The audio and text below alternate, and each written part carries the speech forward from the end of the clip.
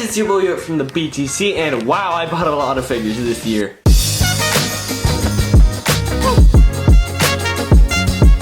No, that may be true and that may be an exaggeration, but what we're gonna be doing here today, this is gonna be my top 2020 figures of the year, and I kinda stole this idea from Dan Larson, not really though. And I was just gonna say that while I am kinda copying his idea, at the same time, I'm just using the figures that I bought this year. That doesn't mean I'm gonna go off of like, oh yeah, the figures that came out this year and I bought. No, this is just the figures that I overall bought this year. And this is editing and I wanted to say that also we're not including any like vintage toys because I feel like that wouldn't be unfair.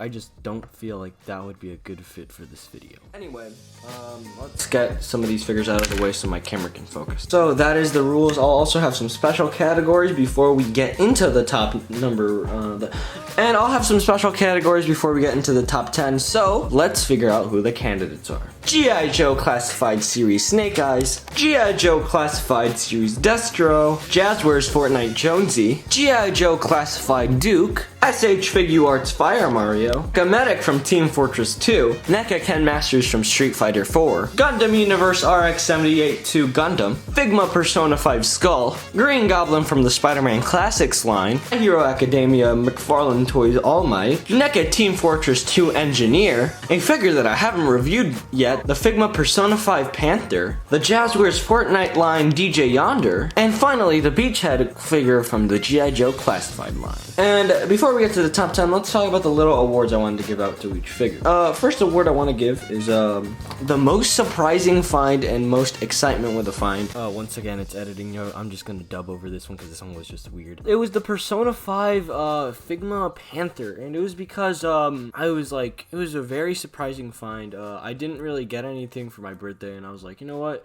And we went out to this toy store and we found it for like a really good price, and I was just really happy about it.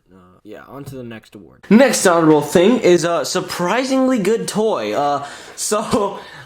have I don't know if you'll know this, but we back in the day had a really habit of milking Fortnite. We used to get a lot of views on these figures. These figures would give us lots and lots of views, or at least what we thought was lots and lots of views. And yeah, so I started to like these figures a lot more, and I think that these guys are pretty good even though they're Fortnite, okay? Some of the figures like Wildcard are absolutely amazing figures, and if you like their designs, you should definitely check them out. Jazzwares has been doing an amazing job. In fact, it's better than some of the mainline retailers, which we will get to later. And next up is a little negative, but it's my most disappointing toy line, and that has to be the G.I. Joe Classified series. Now, don't get me wrong, I love the series. It's not that the figures are bad, I just hate the video game that came along with it. We used to get lots of views on those videos. We were so hyped for the game. And you know what happened? The game is absolute hot trash. Oh, don't pull! No! Ah! Moving on, this is a more positive one again. And this one is best bang for your buck, and I think that's gotta be this one. I think $20 is a great price for how much accessories this guy comes with, and I just really like this figure. Again, another kind of emotional buy. I just was walking around, not at my Walmart, let's say I was out of state, and I found this guy, and I was like, damn. And last of the smaller awards is best impulse buy. I think it has to be this guy. I had a real phase with TF2, and I love the game, don't get me wrong, I just don't play it as often as I used to. This guy's awesome. The review for the engineer and this guy, I think, turned out really good, and that's when I think I started editing my videos pretty well, and I don't know, I just am a really big fan of those videos, and they got a decent amount of reception, so I just really like the fact that I bought those two. And finally, my top 10. Oh boy, oh boy, oh boy, some people are gonna be mad. And at number 10, we have the Team Fortress 2 Medic. And here's a short summary of what I said in the figures review. I really like the figure, I love the aesthetic, and he's so freaking cool. I love the figure. I bought it for I think $25 at Target, but here's where it gets knocked down to a couple of points. On eBay they sell for way too much. They're not that great of a figure for a $50 price point. The head sculpt's kind of bad, but I mean, whatever. I mean, I think it's still a cool figure if you find it at a reasonable price. And I think it's just really dope. At number 9, we have the Figma Persona 5 Panther. And the reason this figure is so low is because while I do like the figure, it isn't one that I really wanted. It was just a figure that I happened to find at a good price. Since you don't really find them so often, I was like, you know what, I have to buy it. But it isn't like this figure is absolutely amazing, so I'm just gonna put it at number 9 even though it is a great figure. And at number 8 we have the Green Goblin from the Spider-Man Classics line. And not that I like Spider-Man too much or anything. I think Spider-Man is cool and all, but that isn't really what influenced my choice to have him at number 8. I just really do like the figure. I think he's a really cool action figure, and is definitely worthy of Spider-Man fans' collection. And at number 7 we have Destro from the Classified line. This is probably one of my favorite Classified line figures because of how much they changed, yet how little they changed. It looks exactly like the original figure, like with everything, but at the same time it looks so much more modern and so much more cleaner.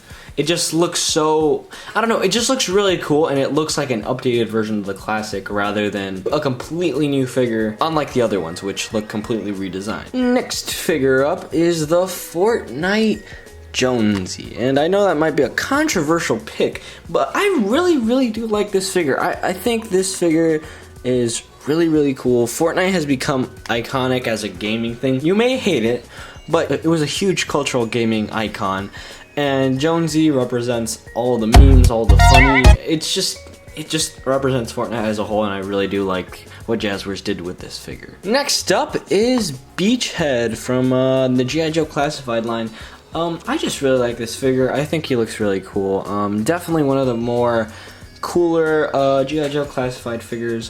Again, a Target exclusive. That knocks it down a little because, as we all know, Target exclusives suck, especially the Classified line, but, well, whatever. What can you do? This figure's pretty great. And at number 4, we have this little guy, Fire Mario. And while I haven't really used him much ever since I got him, I still do have to commend SH Figuarts for giving us a classic character and giving him all sorts of extra articulation. I also do love the fact that he's very cheap, and you could definitely afford him, and he's not overpriced like most SH Figuarts. So I think it's a pretty good price for what you're paying for, especially Fire Mario, which comes with an actual stand and fireballs. So I think this one is probably better than the regular Mario. Number 3, you would have expected this one to be number 1, but no, it's Snake Eyes from the G.I. Joe Classified line. And yeah, I really like this figure. Who doesn't? This figure is literally a super badass ninja. I think there's not a single person who didn't see this figure and was like, ew, I don't want to buy this.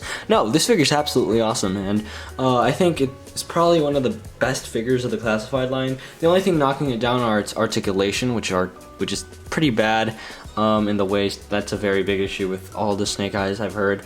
But besides that, this figure's awesome. Moving on to number 2. It's this RX-78-2 Gundam. This Gundam figure is really good. Really clean. And it's so good. For $20, you get so many accessories, and it's just so cool. I would have thought this would be a more expensive figure. The only thing that like differentiates this from an actual super expensive figure is the plastic, which is a little gummier.